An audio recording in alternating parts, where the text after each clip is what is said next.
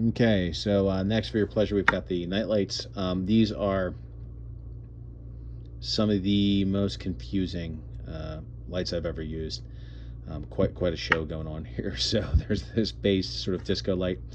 I choose to generally turn that off, and we'll go over some of the basic controls. So let's start with the disco light, because sometimes we get a phone call like that. How do you shut it off? Okay, it's very difficult to see, but here is sort of a star pattern. You simply put your finger there, and you leave it there for an uncomfortably long time. There you go. Okay, next, the basic light, which is sort of what we want. You simply touch it like a Tiffany lamp. 1, 2, 3, off. All right, we're going to turn it back on. The nice thing about this is it is an inductive charger. You can simply set your phone here or your Apple Watch or whatever you want to do. The back of it, there are 5 controls here. You can kind of see these here. So we'll go over them quickly. First one controls the dimness of the light. So sometimes this thing drives me crazy when I'm sleeping here, but you know, I kind of get in the middle here. There you go. The next one is the alarm.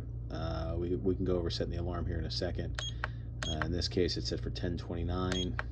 Okay. Right now, this is set for military time, which is easy to change. The next buttons here, that controls the alarm start and stop time. Okay, and then the snooze button, how long you want to snooze for, 60 seconds. Most people just use their phones. And there's an up and down button in the back here. What tone you want? It gets crazy. Okay. So there we go. All right, that's how you set your alarm clock. Oh, it's this one here. Okay, the next is the up and down button. Let's get out of alarm clock. Come on.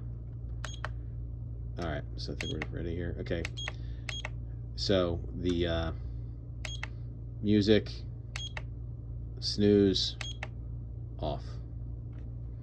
All right, then the next thing here is to change your variables. Come on.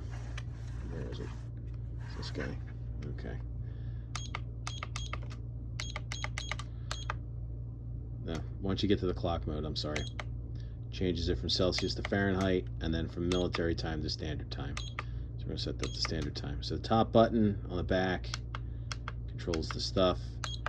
Alarm clock is the second set of buttons with different combinations.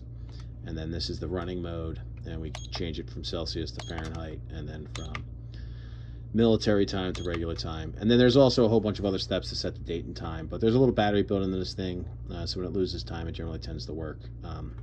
But that's how you use it. It's a little confusing, does a bunch of stuff, but overall not a bad light. All right, so I'll turn it off, and we're good.